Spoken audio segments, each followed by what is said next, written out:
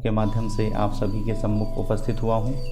और जैसा कि हमें पूरा विश्वास है कि आप सभी सुरक्षित एवं स्वस्थ होंगे, और हम ईश्वर से प्रार्थना करते हैं कि आप सभी स्वस्थ एवं सुरक्षित रहें, और आप भी सभी की सुरक्षा के लिए और स्वस्थ होने के लिए ईश्वर से प्रार्थना करें, क्योंकि जब हम अपने साथ आपके लिए अच्छा सोचेंगे तभी हमारे साथ अच्छा होगा। और अब आज हम अपने ज्योतिषीय अंकों की तरफ आज हम फिर अपने एक ज्योतिष शास्त्र एक विश्लेषण की तरह एक अध्याय को लेके आपके सम्मुख उपस्थित हुआ हूँ कि आखिर ज्योतिष है क्या, व्हाट इज एस्ट्रोलॉजी। तो इसको बिल्कुल संक्षेप में हम आपसे बताना चाहते हैं, जरा सा भी इसमें भ्रमित होने की ज़रूरत नहीं है। और हम अपने इस चैनल में जो भी हम आपको कंटेंट या जो भी हम पूजन, हवन, जप या स्तोत्र या ज्योतिष से संबंधित जो भी जानकारी देंगे वो सभी पूर्णतया स्पष्ट होंगी और लिखित होंगी, और जो बिल्कुल अच्छी जानकारी होगी, सर्वोत्तम होगी, वही हम आपको देंगे। क्योंकि जब हम सर्वोत्तम देंगे तभी आप सर्वोत्तम ऊंचाई तक पहुंच पाएंगे, अन्यथा आप बीच में ही रुक जाएंगे।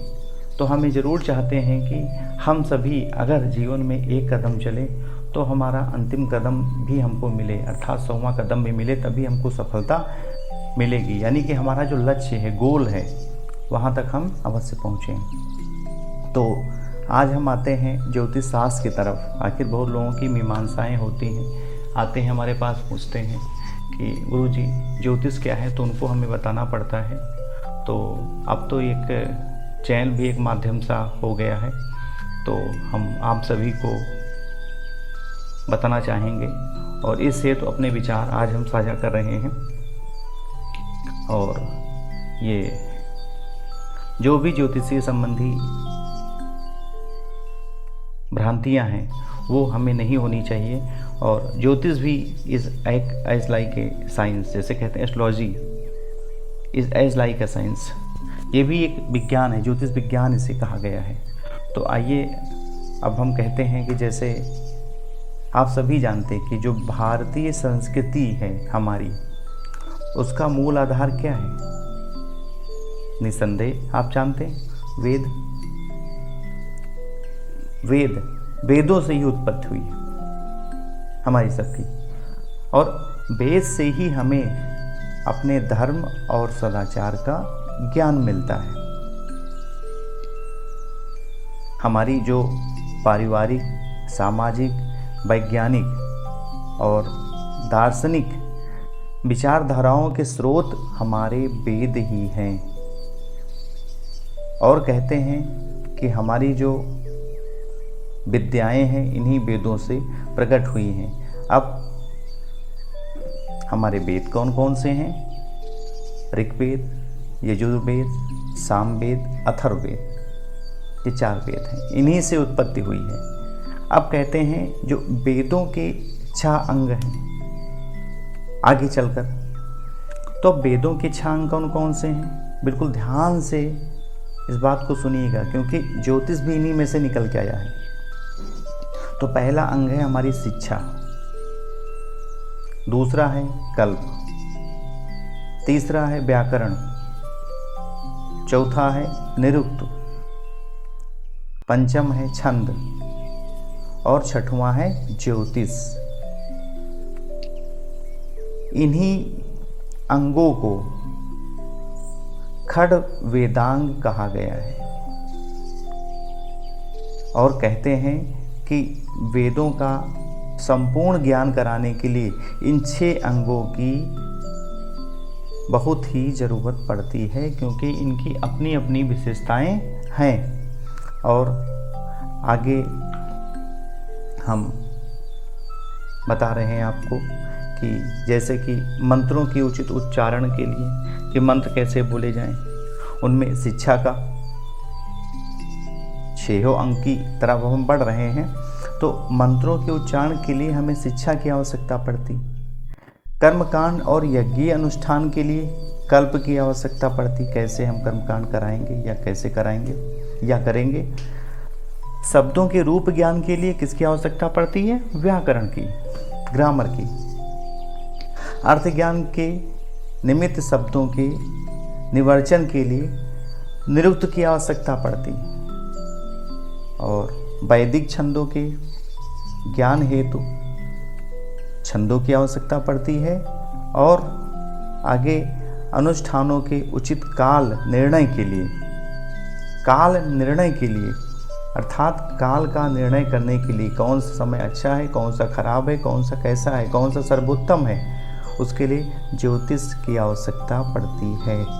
ये 6 अंग, और 6 अंगों में किसकी आवश्यकता पड़ती है।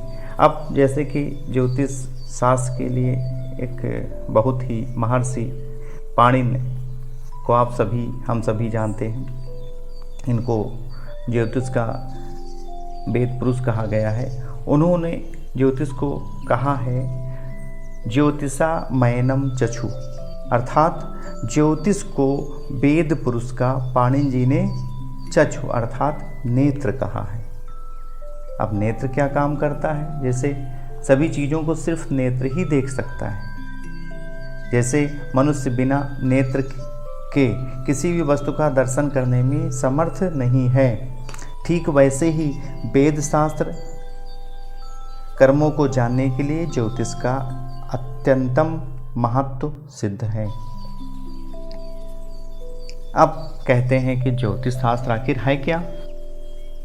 ये भी प्रश्न आ सकता है। तो उसके बारे में बहुत ही